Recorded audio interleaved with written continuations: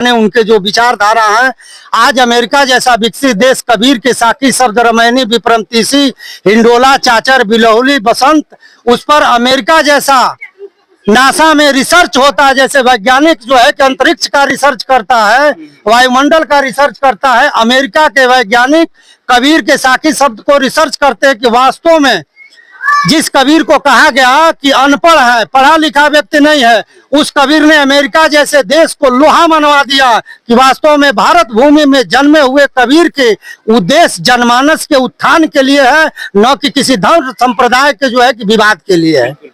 आज भी सर भारतीय यूनिवर्सिटियों में तमाम लड़के पीएचडी कर रहे हैं, उनकी जो साखियां हैं, जो दोहा है, वो अकाट्य हैं, सदियों से जिंदा हैं कबीर साहब की। तो कबीर की जो आइडियोलॉजी वो मरने वाली नहीं है। तो लेकिन क्या कारण है कि वर्तमान परिवेश में देखने को मिल रहा है बहुत सारे संप्रदाय हैं जो देश में चल रहे हैं, तमाम चीजें चली। भारत जैसा जिसका जो आध्यात्मिक पृष्ठभूमि रहा है, काफी मजबूत रहा है, बुद्धा कबीर जैसे बड़े बड़े महात्मा जन्म लिए, तो क्या कारण है कि आज के परिवेश में इसकी जो दीप है, चीजें कर बिल्कुल डिम दिखाई होती है, दिख रही है? नहीं देखिए, नमस्कार, मैं शिव कुमार कुशीनगर की आवाज से। साथियों, कुशीनगर आवाज की टीम आज मौजूद है कुशीनगर का पड़ोसी जिला देवरिया में। देवरिया के करमेल कुटी पे हम मौजूद हैं और आज यहाँ मनाई जा रही है कबीर जयंती। संत सम्राट कबीर साहब जिन्होंने मानवता को एक ऐसा उपदेश दिया, उस समय जो व्याप्त कुरीतियां थी, उस कृतियों को तोड़ते हुए आज के परिवेश में भी जो उनका विचारधारा है, सारी चीजें प्रासंगिक हैं। और आज यहाँ पे एक सत्संग आयोजित था उनके जयंती के अवसर पर। देश विदेश से, पूरे भारत से तमाम संत महात्मा यहाँ पे आए हुए थे। तो आज हम बात करेंगे इस जयंती पर जो आयोजित था और जो आयोजक महोदय हैं यहाँ के, जो सारी चीजों को देख रेख करते हैं, उनसे बात करेंगे और जयंती का उद्देश्य क्या है और आज के परिवेश में कबीर साहब के विचारों का क्या प्रिविलेज है, सारी चीजों को जानने की कोशिश करेंगे और बात करेंगे।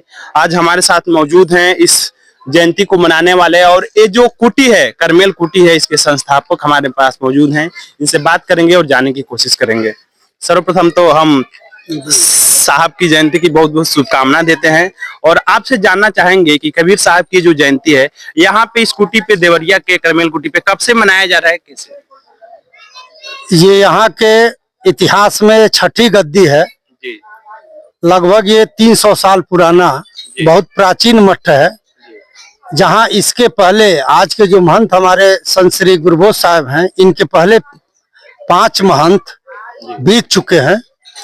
और इसके संस्थापक जो थे, मुख्य संस्थापक जिनकी समाधि अंदर हमारे आश्रम में आज भी है, श्री बुद्धि साहब जी, तो उनके द्वारा जो है कि एक छोटा निर्माण हुआ था और आज जो है कि जनमानस की एक आवाज बन करके पूरे देश में, देश में ही नहीं पूरे दुनिया में कहिए तो कबीर का, जहां तक मेरा अनुभव है, मैं 2 बार कबीर मिशन से साउथ अफ्रीका विक्टोरिया पैलेस में गया हूँ। अच्छा, साउथ अफ्रीका।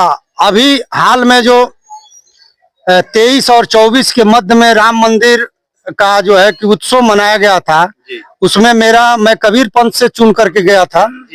कबीर पंथ से मैं इकलौता एक ऐसा भजन गायक था जो मैं चुन करके गया था। उत्तर प्रदेश सरकार की ओर से मुझे तमाम जो है कि शील्ड मिली है, पुरस्कृत किया गया है, और सिर्फ इसलिए कि मैं कबीर के उस विचारधारा को फैलाने के लिए, या यूं कहिए जन जन तक पहुंचाने के लिए प्रेरित करता हूं कि वास्तव में कबीर है क्या। कबीर को लोग एक आम जो है, कबीर ने कहा कि पाथर पूजे हरि मिले सो मैं पूजू पहाड़, वासे तो चाकी भला जा पीस खाए संसार। इसका मतलब यह नहीं है कि सदगुरु कबीर ने किसी मूर्ति का खंडन किया।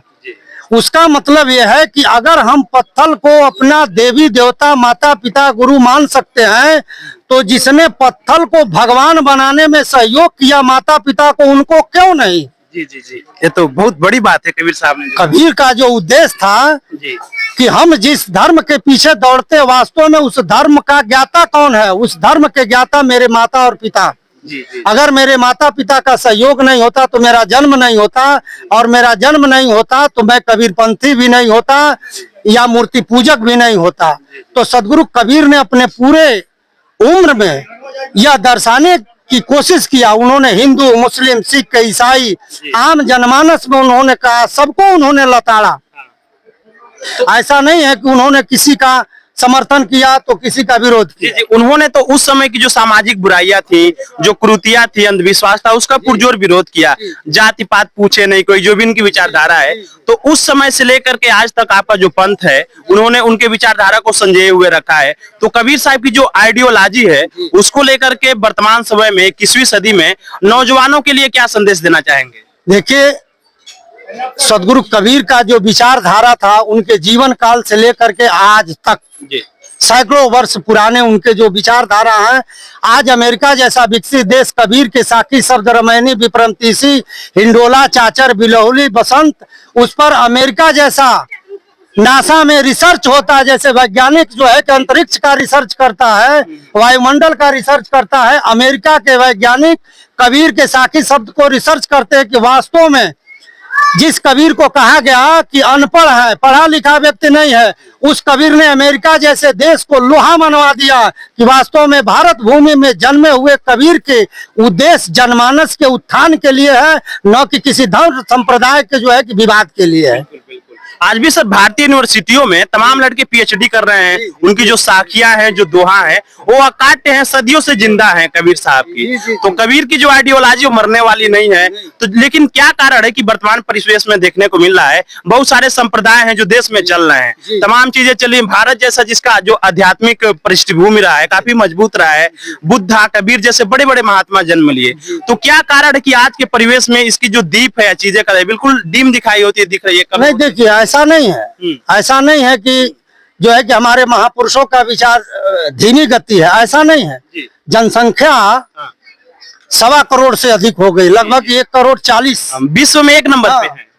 तो हमारी जनसंख्या दिन पर दिन बढ़ रही है, और हमारे देश की यही खूबसूरती है कि हिंदू मुस्लिम सिख ईसाई आपस में सब भाई भाई।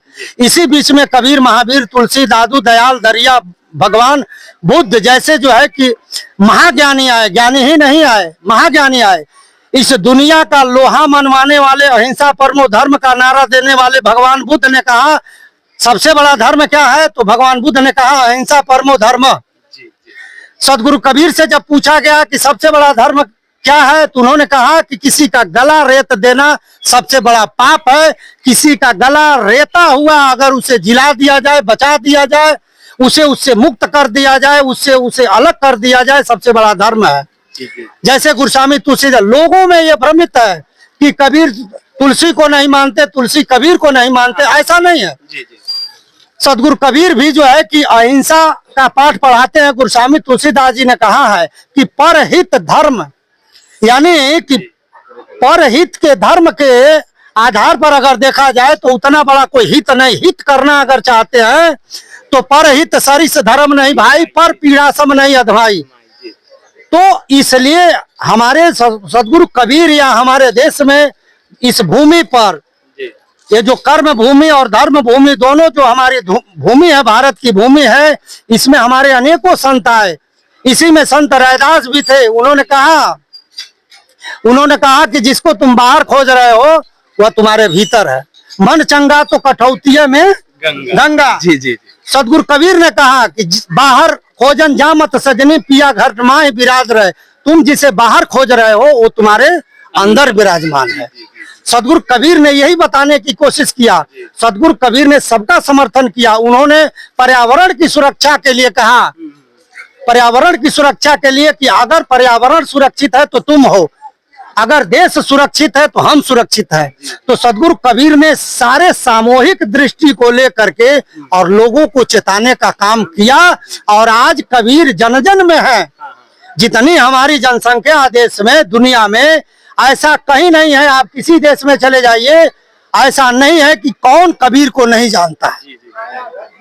तो ये नहीं कहा जा सकता है कि कबीर का जनमानस कम हो रहा है, वो बढ़ रहा है।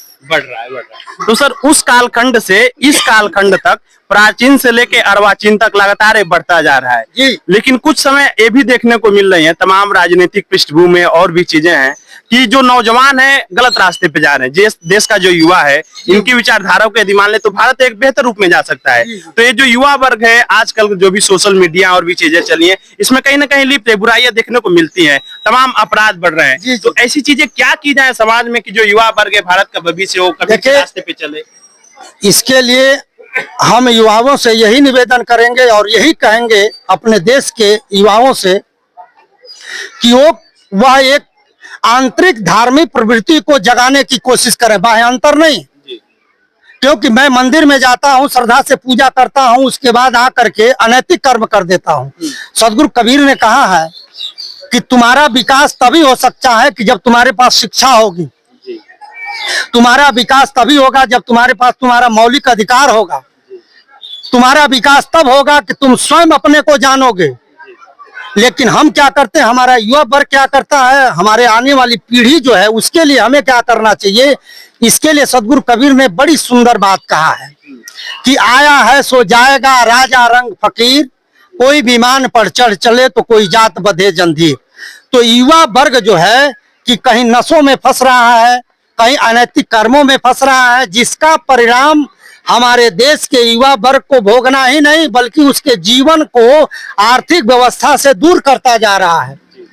जबकि हमारे युवाओं में ये पावर है को पढ़ लिख करके कबीर को समझने की कोशिश करें।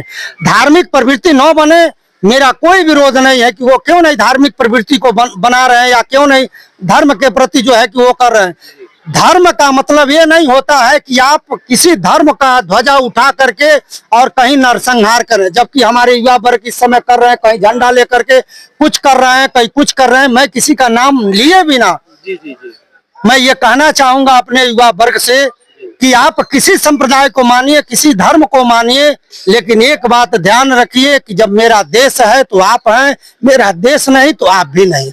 इसलिए देश के हित में अगर कुछ करना है तो हमारे सभी संतों को पढ़ने की कोशिश करिए, और पढ़ेंगे तभी जब आप शिक्षित बनेंगे। इसलिए शिक्षा चाहिए। शिक्षा से ही बेरोजगारी को मारा जा सकता है, शिक्षा से ही अंधविश्वास को भी मारा जा सकता है, शिक्षा से ही गरीबी को दूर किया जा सकता है। इसलिए मैं अपने युवाओं से कहूंगा आने वाली पीढ़ियों के लिए कि एक ऐसा पैटर्न बनाइए जैसे हमारे कबीर, तुलसीदास या अन्य संतों ने बनाया।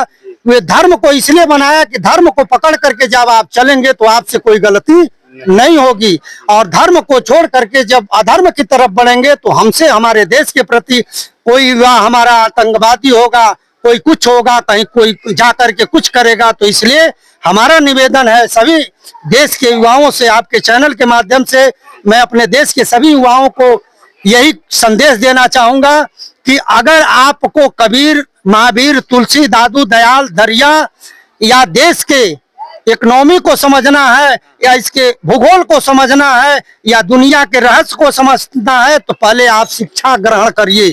शिक्षा में उच्च कोटि का जो है कि विद्वता हासिल करिए, तो साधु भी होंगे तो आपका नाम होगा, वैज्ञानिक भी होंगे तो आपका नाम होगा, एक साधारण किसान भी होंगे तो आपके पास जब शिक्षा होगी तो आप उन्नत खेती में एक नंबर के आएंगे। इसलिए शिक्षा जरूरी है, और इसी शिक्षा पर सदगुरु कबीर ने जोर दिया था। बिल्कुल, तो ये बातें थी एक विद्वान संत की जो गरिमा थी, जो चीजें थी आपने देखने को और सुनने को मिला। ये मौजूद थे हम करमेल कुटी पे। आप भी ज्ञान लेना चाहते हैं, जीवन को अच्छे मार्गों पे ले जाना चाहते हैं तो सत्संग के रास्तों को अपनाना पड़ेगा। सतगुरु कबीर साहब की जो आइडियोलॉजी थी उसको मानना पड़ेगा, नशे से दूर होना पड़ेगा, तब जाकर के आप एक अच्छे जीवन की स्वामी बनेंगे। कुशीनगर की आवाज से शिव कुमार।